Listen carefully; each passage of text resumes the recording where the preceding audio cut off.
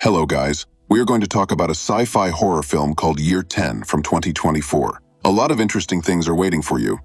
The movie begins with the credits about how the cataclysm happened. After that, humanity began to fight for survival. At first, people ate the bodies of the dead, and later moved on to the living, practicing cannibalism as the only way to continue to exist. The film moves to the forest where two men spot a boar. They sneak closer to make it easier to shoot. The younger man pulls out his bow, pulls the string, and passes the weapon to the older one. The latter draws an arrow and wounds the animal. The hunters follow the bloody trail, which suddenly ends in a dry lake, where they find only dead fish. Disappointed, they return to the forest. On a narrow road, they find an abandoned car and search it for anything useful. The man finds cigarette butts containing scarce tobacco, and the boy comes across a packet of cookies, which he secretly begins to eat. Getting carried away, he accidentally presses a horn, the sound of which attracts a pack of wild dogs. The hunters are forced to hide in the car and wait for the danger to pass. After that, they continue their journey. Finally, they reach a cabin in the woods disguised by branches. Inside, they are greeted by a sick girl with a wound on her stomach.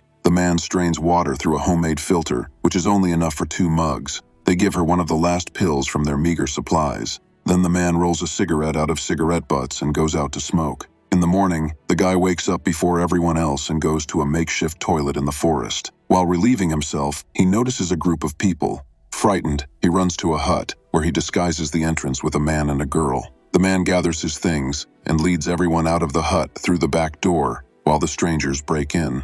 They flee to the toilet, where the man hides the boy and girl in a cesspool. He distracts the intruders by starting a fight. Despite the fact that one of the attackers is wounded, the numerical superiority of the enemies shows. The man is killed, and their leader orders them to search the area. The looters find a bag of belongings and take the man's body to use as food. As they leave, the leader notices a toilet, but a boy and a girl are holding the lid from the inside. Deciding that no one is inside, the cannibals leave. Later, the boy sees that the girl's wound has worsened, and the looter has taken the pills. The boy wants to put the girl out of her misery, but he does not dare. Taking the photo of the dead man as a souvenir, he goes to the place of his death and then pursues the cannibals on the trail. Exhausted, he wanders around the area until he falls down on the riverbank. While lying down, he notices a little boy and follows him. The frightened kid leads him to the house where he lives with his grandfather. The boy breaks down the door, takes the old man's jacket, pants, and shoes, and then leaves them alone.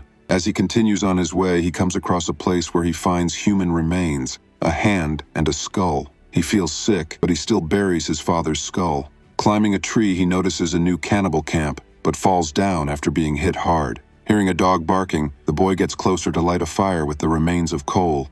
Then, holding a burning branch, he drives the wild animals away and finds a backpack with useful things in an abandoned tent. Matches, a folding knife, and a whistle. Suddenly, he hears a branch crack outside. A little boy is watching him. Realizing that he has been discovered, the child runs away. Then the boy notices that the stream is turning red.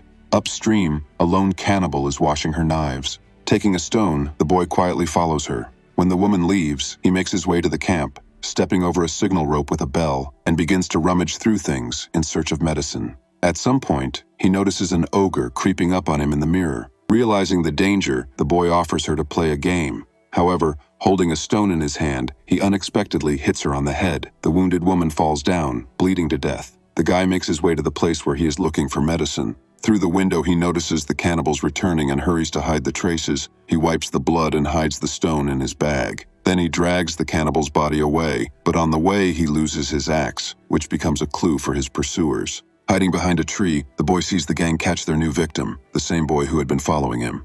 He also watches the leader give the wounded ogre pills and hide them in a chest. When the leader goes to the creek to look for the missing cannibal, the rest of the cannibals prepare for their next meal. However, their plans are interrupted when one of the cannibals notices an axe. Confused, they go into the forest in search of the culprit. The boy seizes the moment to disguise the corpse with dry leaves and grass. When most of the bandits leave, he crawls back to the camp, peering into the pit with the human remains. When the wounded ogre goes to rest, the boy makes his way to the captive boy and tries to free him. The frightened kid starts screaming, which attracts the wounded man's attention. He comes out just as the boy is running away. Meanwhile, the boy approaches the chest, but it is locked. He fails to break it. When the gang returns, the boy hides under a trailer. When the leader finds out about the boy's escape, he punishes the wounded man. Soon the cannibals find the corpse of their partner behind a tree. The leader also notices the dirt on the chest, which indicates an attempted intruder. In the evening, the cannibals bury their partner's body, following what they consider to be their traditions. At this time, the boy sneaks up on the leader and takes the key hanging around his neck. After spending the night under the trailer, the boy remembers the matches he found. He enters the house where he lights them in the darkness among the sleeping cannibals. Instead of setting fire to the blankets and clothes, he makes his way between the bodies, stopping over the leader. Opening the knife, the boy quietly drops the key. Once outside, he opens the chest's lock and finds a package of medicine. However, instead of running away, the boy starts rummaging through the things in search of something else. Then it occurs to him to lock the door of the trailer house to delay the cannibals. However, when he hits the signal rope, he causes a commotion in the camp. Angry bandits break down the door and give chase. The boy, taking advantage of his slight advantage, runs as fast as he can. The cannibals are rushing after him, but the wounded man is running out of strength. Limping, he lags behind, and the leader, furious at his subordinates' numerous misses, knocks him to the ground and then steps on his neck, breaking it. The armed cannibals continue to persistently pursue the boy. One of them manages to knock him down, but after rolling over, the boy gets up and runs away. The chase continues until the fugitive rolls down a steep slope to the end of the gorge. The pursuers decide not to risk it and shoot at random, but miss. Meanwhile, while the cannibals are cautiously descending, the boy manages to get to the opposite slope and break away from the pursuit. Later, he reaches the boy's and grandfather's home, but a horrific scene awaits him. The door is broken down and the old man's body lies on the floor. Perhaps cannibals left him here, or it was a pack of dogs. The guy goes outside in a state of shock, feeling deeply guilty. It was then that the cannibals caught up with him and knocked him out with one precise blow to the head. When he regains consciousness, he finds himself tied up at the cannibals' campsite, where they are already lighting a fire, creating a warm atmosphere. While trying to untie the ropes, the guy notices a folding knife nearby and starts crawling towards it. But the leader, noticing his tricks, pushes the knife away. Still gagged, the boy lets out a piercing whistle that echoes through the forest. This attracts the attention of a pack of dogs, who run toward the sound with loud barks. The cannibals decide to tactically retreat and leave the prisoner to his fate. While they are running away, the boy gets to the knife, frees himself from the ropes, and hides under a log. A pack of dogs, following their instincts, chases the cannibals, ignoring the boy. Seizing the moment, he gathers his scattered belongings into his backpack, including his medicine.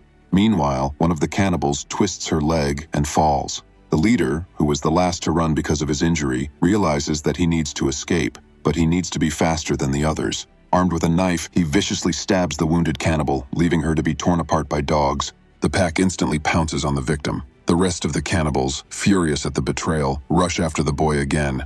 He stumbles over a root and falls down, but decides to rest for a while. One of the pursuers sneaks up on him, but it turns out to be a trap. The boy left his jacket behind and jumped on top of his attacker. During a short struggle, the boy wins, but the ogre takes him in a chokehold. An archer appears nearby and sees the struggle and comes to the rescue, but it turns out to be a trap.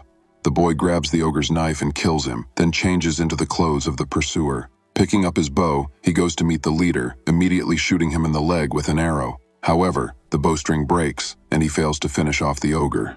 The enraged leader rises, ready to fight, but a pack of dogs appears nearby. The boy turns and runs away, leaving the bandit to be torn apart.